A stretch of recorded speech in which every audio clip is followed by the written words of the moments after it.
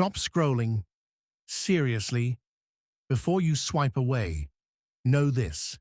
What the Ottomans did to these captured nuns was not the simple brutality of war.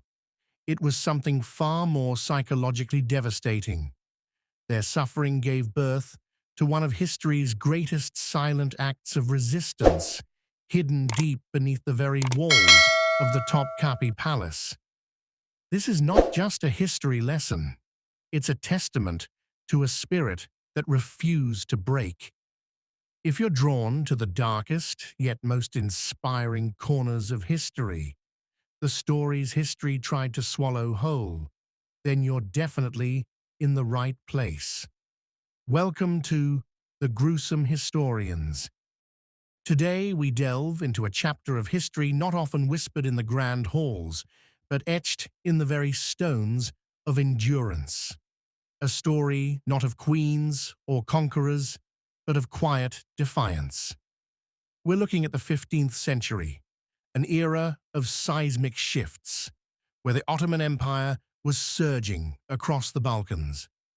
This is the story of the Convent of Lissa in Thessaly, and the 22 souls who walked into history, not with a roar, but with a vow of silence. Thessaly, a land steeped in ancient lore, was a patchwork of Byzantine remnants and emerging Ottoman power. The Convent of Lissa, nestled in a secluded valley, was a pocket of the old world. The nuns' lives were a rhythmic cycle of work and worship. The scent of olive oil and beeswax, the constant low hum of Latin hymns, the silence of their cloistered lives. Their routines were their spiritual armor. But the Ottoman tide was an inexorable force. By the mid-15th century, after the initial conquests of the late 14th century, Thessaly was an operational frontier. The forces of Sultan Mehmed II, the Conqueror, were not just soldiers. They were engineers of a new geopolitical reality. The rumors began as distant echoes. Talk of Ghazis, frontier fighters, new taxes, and forced conscription. For the Sisters of Lissa, this growing threat was personified by the smoke on the horizon, the unmistakable sign of an advancing column. Then the storm broke. The attack was swift and brutal. The soldiers didn't waste time with sieges. They used cannon fire, a shock and awe tactic designed to destroy not just the wall, but the morale. The hymns that once echoed in those halls were drowned out by the metallic clang of invasion and the terrified screams of the community. The sisters frantically tried to save what they could, not gold, but their relics, the fragments of saints' bones, the hand-embroidered altar cloths, the silver chalices. They believed that if their physical bodies were captured, their faith might still endure through these sacred objects. But the commander's goal was deeper than plunder. It was ideological conquest. He sought proof that the cross had been crushed by the crescent. Their abbess, Sister Elani of Lissa, stood before him. Her resistance was absolute. When offered conversion, a new life under the protection of the empire, she replied with a spiritual truth that sealed her fate. "I have already given my life. What else can you take?" The historical records are vague, a deliberate obfuscation by Ottoman chroniclers who preferred to record glory, not internal dissent. They simply note discipline for those who refused reason. Yet through later European letters and whispers, we know Elani was brutally silenced. Her martyrdom, though hidden from history, became the foundational strength for the survivors. If you want to dive even deeper into these uncomfortable yet necessary historical accounts, smash that subscribe button right now. You're watching The Gruesome Historians, and we've just scratched the surface of this chilling tale. What remained of the community, 22 women in torn habits, were deemed a special, valuable category of captive. They were marched south toward the coast. This was a psychological gauntlet. The sisters, who had never walked beyond their cloister walls, stumbled from exhaustion and thirst, watched by merciless horsemen. They were not viewed as women, but as symbols, walking proof that even the most sacred Christian sanctuaries had fallen. Their new mantra, inspired by Elani's sacrifice, was unspoken but clear. If you cannot hold the cross, hold each other. They became a single, moving unit of defiance.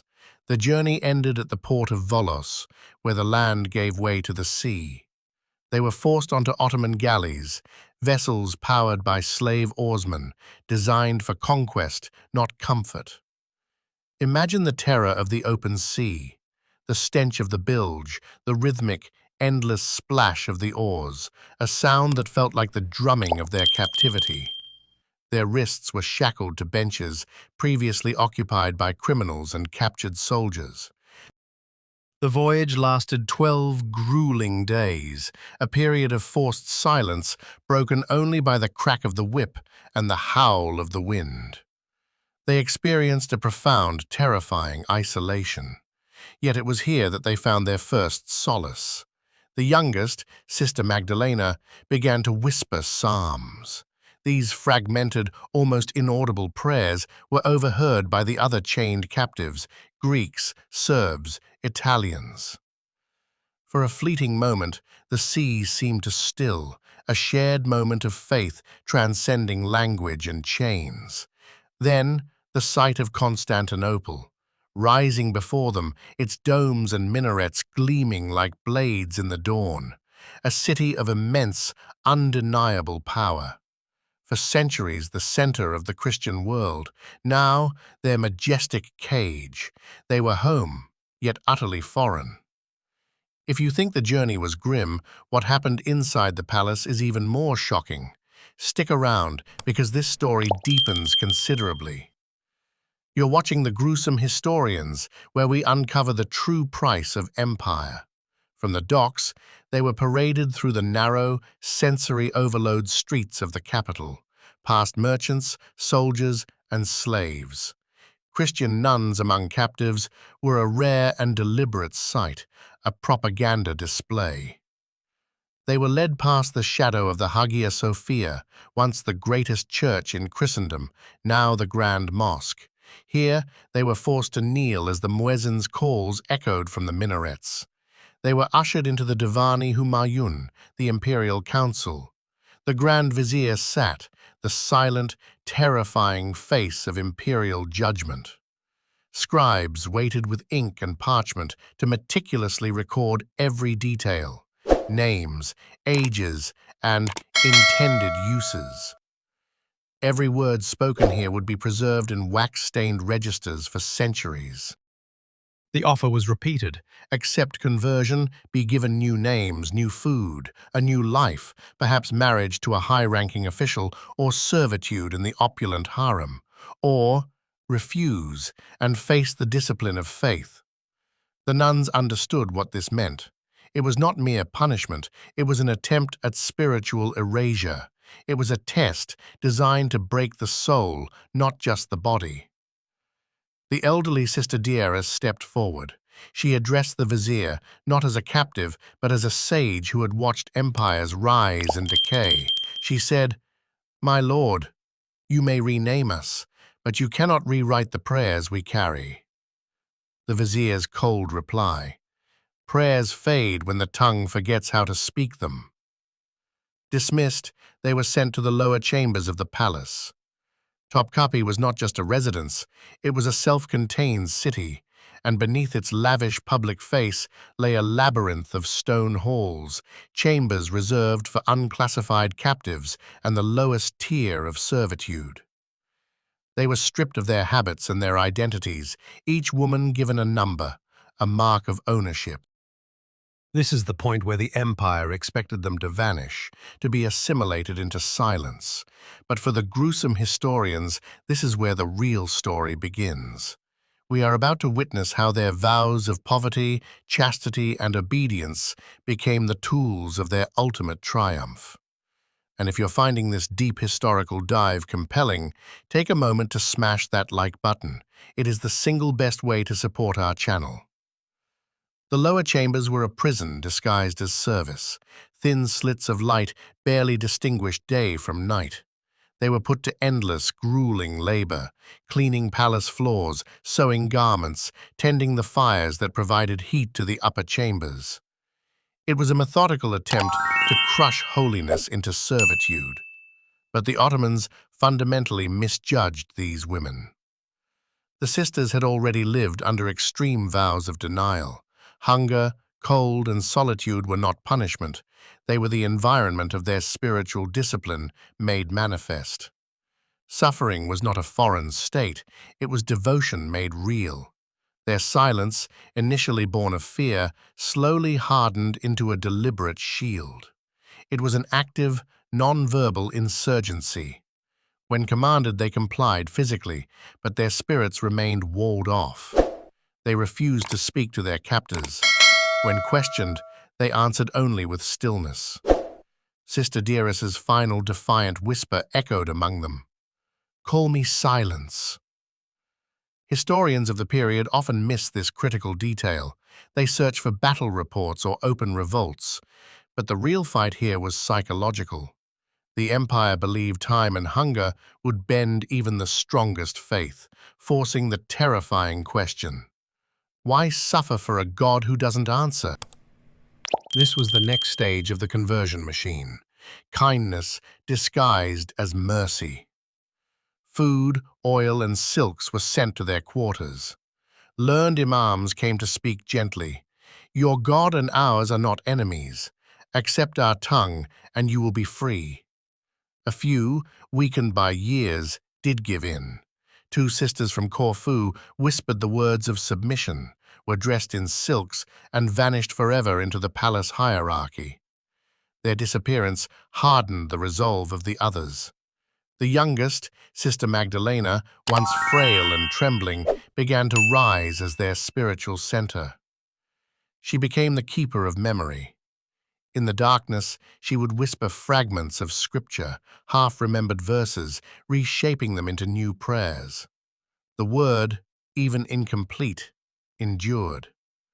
And then came the moment that changed everything. During their cleaning duties, one of them noticed a seam in the stone, an old, sealed archway buried in dust. With painstaking, secret effort, using scavenged tools and perhaps their own fingernails, they began to clear it. Behind the archway, they discovered a small, desolate chamber.